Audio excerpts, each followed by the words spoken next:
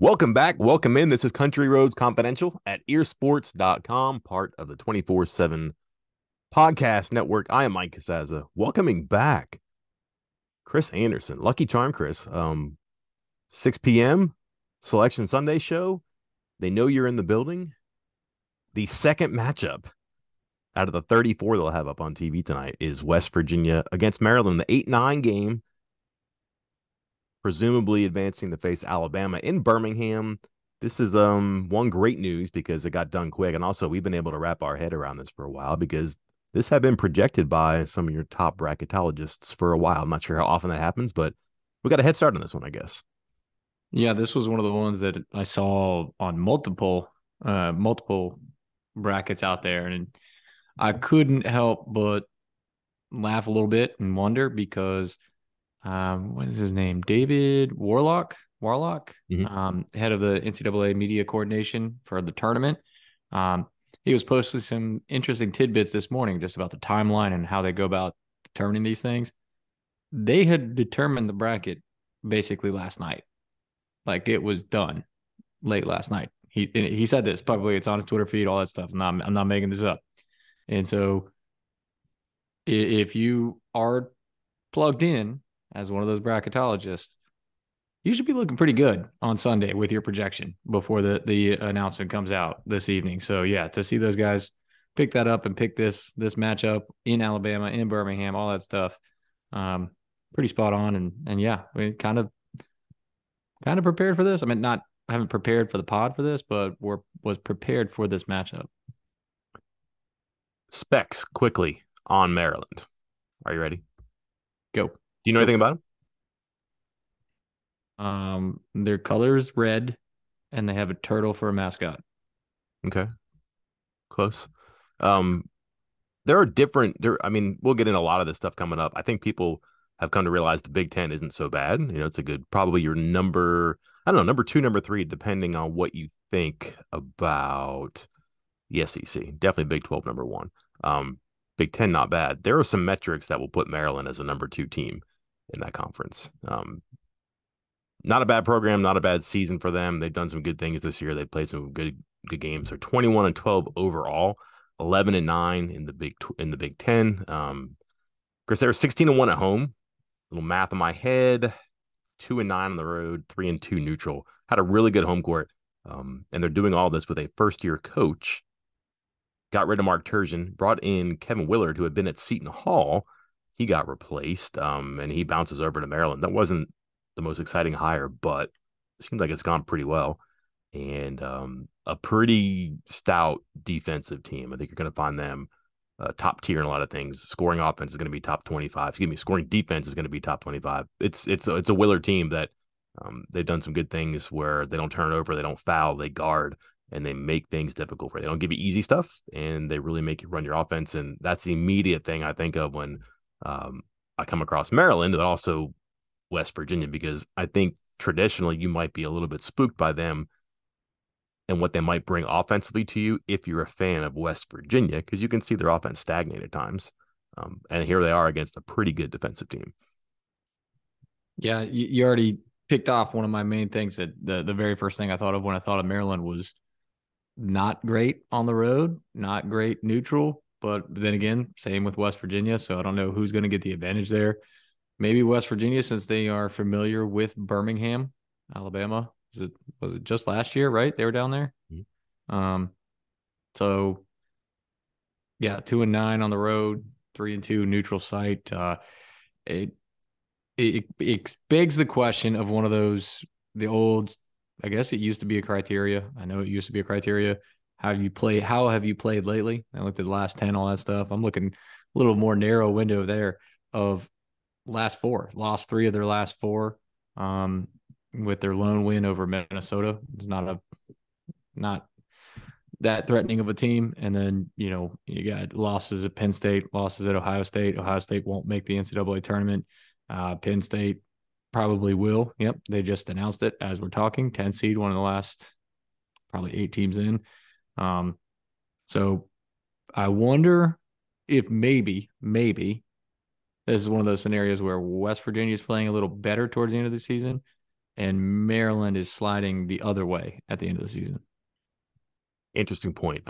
Just to go back on Maryland defensively, 33 in KenPom, 95.8 points per 100 possessions, but that ranks 33 nationally. They're number 22 overall in KenPom, but their defensive adjusted efficiency, egghead stuff, I understand, 33. I bring this up because I mentioned their defense. Their offense is 35. So 33, 35, there's about 360 teams. So let's just say they're in the top 10%.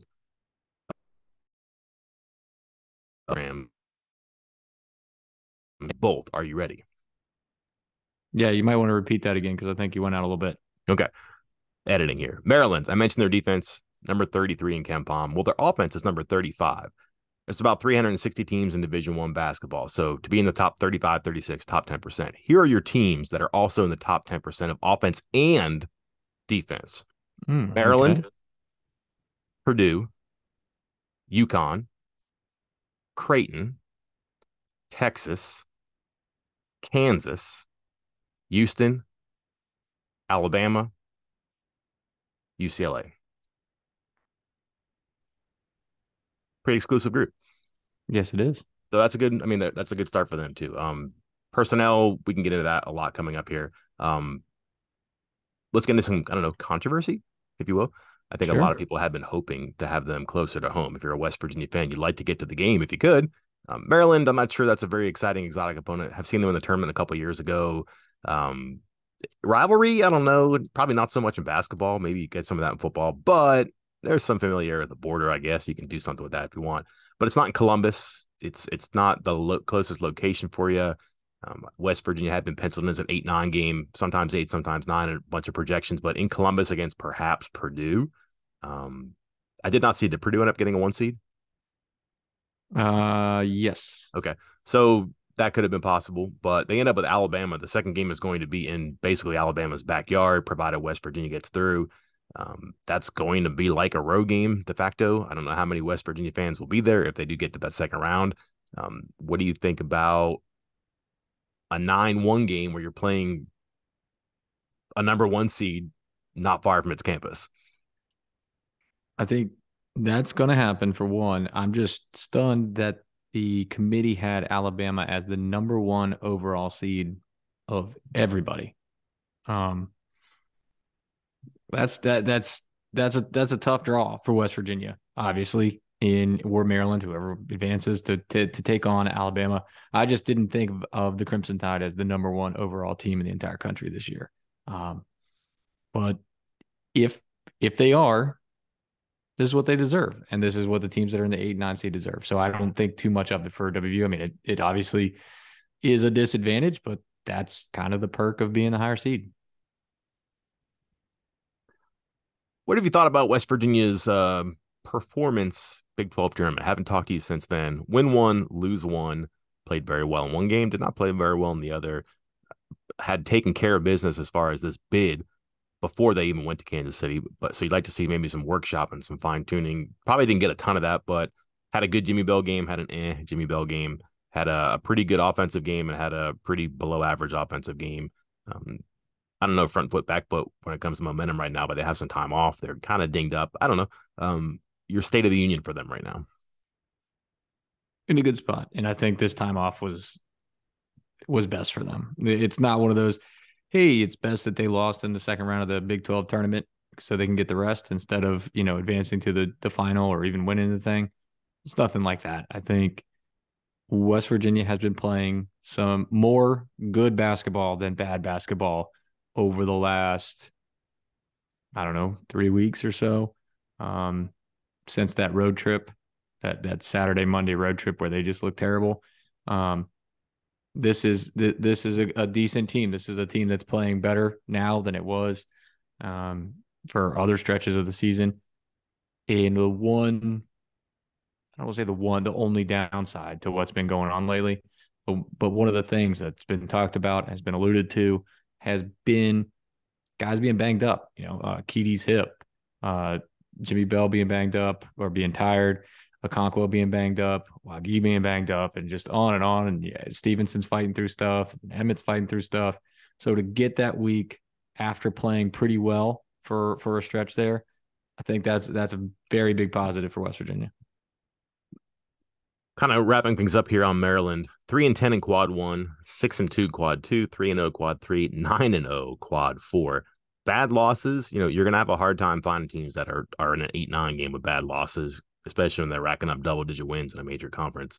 Road losses: Wisconsin, Nebraska, one in the beginning of October. Excuse me, December, one in the beginning of February. You mentioned some of their late season stuff. Lost a few in a row, didn't play great. But again, those are quad one losses. Believe it or not, Ohio State was a quad one loss. And then again, got healthy against some low quad four teams here. You're looking at four opponents, 300 or worse in the net. Those are all your November, December games. So got off to a hot start under the coach and then played pretty well at certain spots. Had a good year overall with things. Let's see, 8-0 start, lost three in a row. At one time they were 12-7. One time they were, looking good. One time they were looking pretty mortal. And then, did heat it up a couple times. 4 wins in a row, 4 out of 5, different points late in the season. But yeah, stumbled back-to-back losses, Penn State, Ohio State, and then losing to Indiana after winning against Minnesota in the Big Ten tournament. Dig in more about them, I guess, as we get into this here. But thumbnail sketches for you, Chris, because you and I, we won't say who, but we talked about certain opponents that were listed in projections, who could be problematic for West Virginia and how West Virginia could be problematic for opponents, because we thought, this team might not be a great matchup. Well, West Virginia might be good against this one here. If you had again, like a thumbnail sketch of a West Virginia opponent, let's do two things that would be troubled by what the Mountaineers do. What does that team look like? And then if a team is going to give West Virginia trouble, what does that team look like? And then I'll fill in the blanks on what Maryland actually does look like. So beginning with the first part, a team that could give West Virginia trouble, what does it do? What does it look like? Any team that really has a low post presence. I think anybody that has a dominating big man, obviously you could say that about a lot of teams would struggle with that, but West Virginia in particular is going to have a hard time with that because I just don't think they do a well enough job of defending the post because their guards press out and get beat. Again, it's a trade-off. You're gambling a little more, you're pressing a little more, you're going to get beat a little more.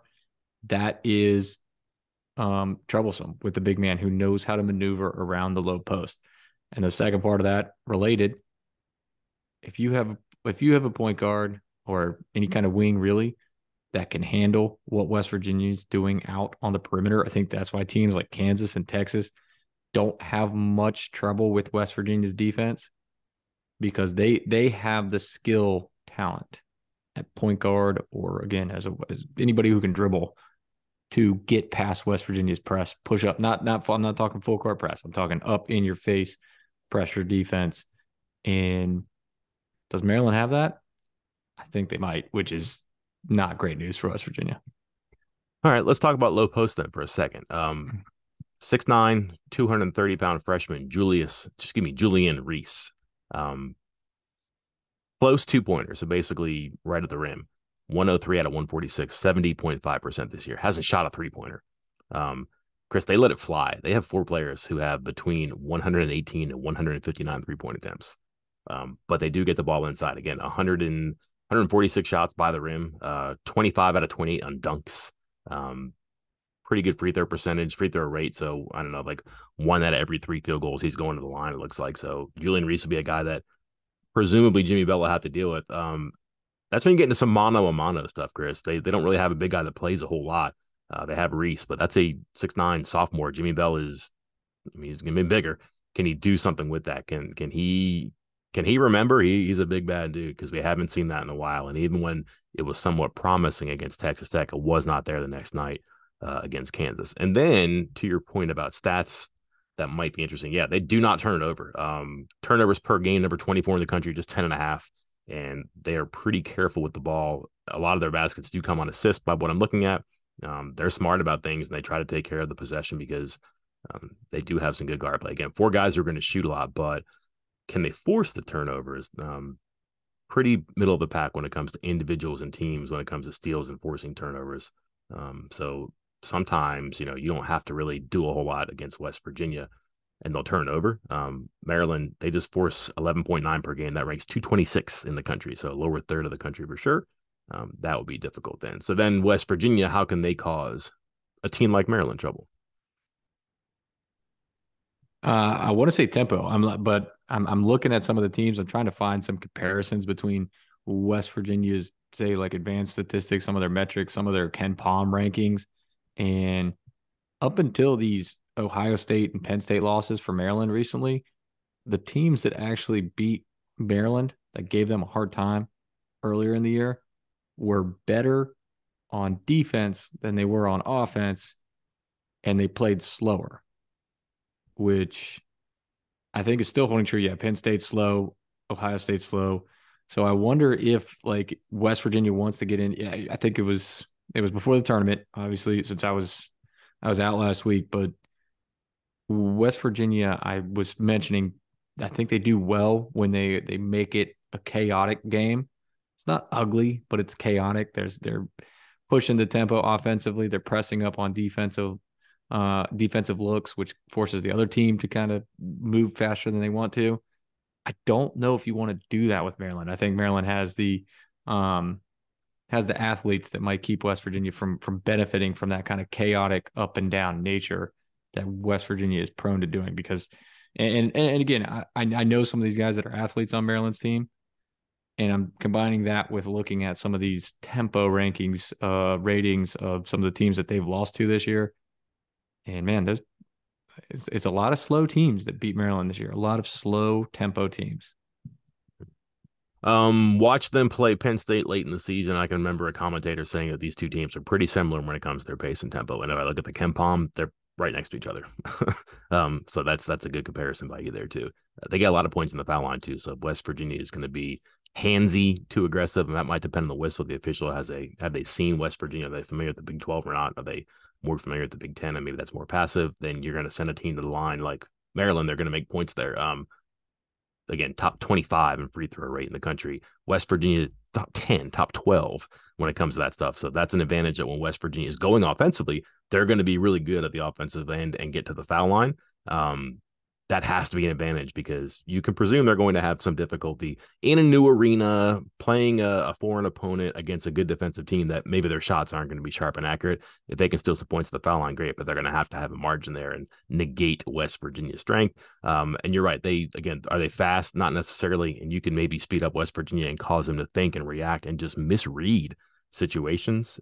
Can Maryland do that? Don't know. Haven't seen them play a whole lot where I can tell you, do they do a whole lot of high ball screen stuff and go high low on dives, which is going to give West Virginia trouble if you watch them play Kansas. Granted, Kansas has KJ Adams who can jump out of the gym, but I'm not sure Maryland can throw half court lobs in the back line like we saw Kansas do, but certainly pick and roll where the big dives to the basket, that could be an issue. And that's where Jimmy Bell has to be good. Don't presume that we're going to see Muhammad Wagi. So it's going to have to be, Bell and Okonkwo.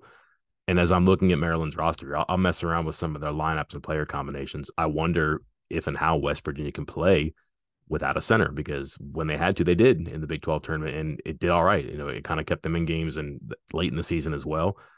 Could this be a game like that? I mean, is 6'9", 230, is that going to talk you out of playing that so-called small ball? I don't know. We'll see. The two guards for Maryland, just to go to your point about tempo and everything, Chris, Jameer Young, leading scorer, also leader in assists, 104 assists, 69 turnovers. Number two, Hakeem Hart, 84 assists, 42 turnovers. That's a 2-to-1 assist turnover ratio.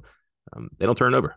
That's not a ton of miscues for an offense there that, again, will not put the pedal to the metal, but they're going to be, I would say, judicious about what they do. And again, not great three-point shooters. They have guys who will let it rip, but they're top four in attempts, 31, 34, 31, 33%. Got to watch out for a guy like Ian Martinez. He shoots about 43%, but only 58%, 58 attempts on the year. So I guess you're always wondered about a team like this that who's the one guy that you don't see coming. Ian Martinez is about one guy right away. He plays about, I don't know, 16, 18 minutes, 6 points a game, 2.5 rebounds, but 43% from three might worry me a little bit. So especially if the guards are getting in and kicking out. Can I ask you one question as we wrap up here? Sure thing. Based off what you've seen, and we haven't seen the full seed list, so this is literally rapid. They're still announcing the bracket, and I think I prematurely said Purdue got a 1 seed, and they just announced that they got the 1 seed. So there you go. Is this Does this show respect to West Virginia and the resume and what they did this season, where they put them? Do you think this is overvalued, undervalued, or properly valued by this NCAA tournament committee? I um I would say that they're probably getting respect for being in the Big 12 and for some of the numbers you kind of had to squint and like I said, it's like you have to squint and kind of wrench your neck a little bit. But I'd also say that West Virginia helped itself a lot at the end of the season. Are they in at their 18 and 15? Yeah, probably, but 17 and 16 harder for me to answer. But I mean, they won some games, and the difference between having 17 and 19 wins, that's beating Iowa State and Kansas State late in the season. So I think that yeah, your point is well made here.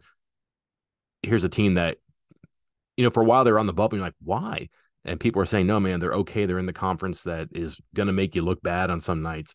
But the numbers say this, and the eye test says this, and the metrics say this. And okay, like here they are in the net, and here they are in Kempon. But did you watch them play at Kansas? They played pretty well. So eye test versus, the very numbers based approach. Well, they all kind of evened up a little bit, I think, in that regard. But also they won some games. So to go 4-2 down the stretch and your only losses are to Kansas away from home, I don't think that's too bad. I would not be down on West Virginia and that explanation right there, just because Kansas got steamrolled by Texas last night.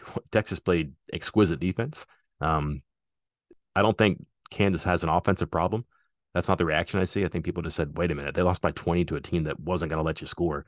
And that might make me say, all right, well, what does that do with West Virginia?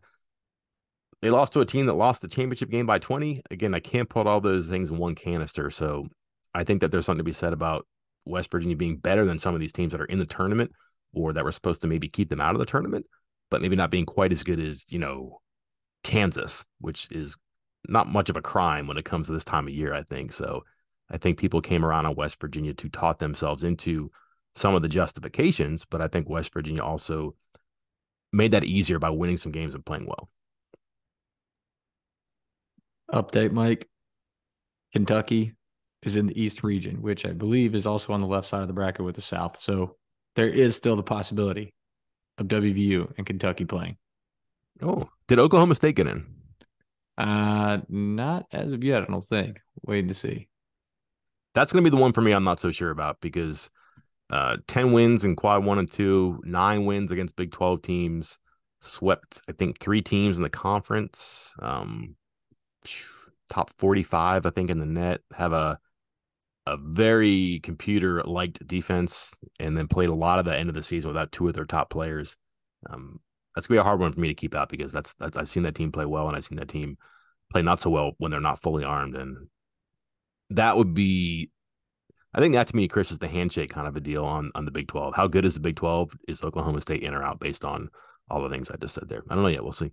We're about to find out in the next, I don't know, 5 seconds because I believe this is the last region that they're announcing, I think. And that means this 10 seed that they're about to announce against Michigan State will determine that because Providence got in, which is not good, and USC is in. So I do not believe that Oklahoma State is going to make it. Pitt, Nevada, and Arizona State are in. I'm just looking at this now, huh? Mississippi State's in. These are all teams that have worse numbers than Oklahoma State. Mm-hmm. Arizona State's, I think, 66 or 68 in the net, 66 or 68 in Kempom, and they got in because I don't know. We'll see. I think they had a win against Arizona late in the year, right? I Yep. might do it. All right, Chris. A lot to come here. We'll figure out coverage plans, maybe travel plans, how we're gonna wrap our arms around this here. But hey, 7 teams, Chris, from major conference did not make the tournament last year and made it this year, and West Virginia is one of them. That's quite an achievement. Yes, it is. Yes, it is. We'll see how high they can keep this going here. Gonna have to get pretty high to win the second game here if you want to raise the bar and go places here. It's gonna be a tough one against, I would assume, Alabama. That's a pretty good team that's very athletic and has a unique style we can get into where they only take good shots. So we'll see. But that's further down the road. We'll start breaking down Maryland, West Virginia. Before you know it here, Chris, anything up your sleeve as far as ideas or No, I was going to say we're going to be 15 minutes from now talking to Bob Huggins, getting his response and his thoughts on the seed and the drawing. So be sure to check out the site for all that. We'll have videos up. We're going to have stuff from CBS, obviously, parent company and obviously involved with the NCAA tournament. So we're going to have a lot of unique content on our site. So keep checking back this week. I'll have recruiting updates that will fill in in between all this basketball stuff. I just think there's going to be a lot of basketball stuff going on. I've already talked to Jeff over at the Maryland site. We'll be setting something up with him for some kind of joint podcast or something. And that'll be that. All right. Well, stay tuned. Plenty coming. Plenty to be excited about. West Virginia in the tournament. Maryland on, Chris, I forgot date and time on that game already. I know it's in Birmingham, but date and time on this one. This is a Thursday game, correct? It's a Thursday game. No time yet. No time in TV yet. It's coming in a bit. Thursday, possibly Saturday. That means they will be on site Tuesday, media day on Wednesday, I think is how that has to go. And then they play on Thursday. Throw it up, see what happens. The ball is tipped, Chris. Can't wait until then. I am Mike Casaza. And I'm Chris Anderson. We will talk to you then.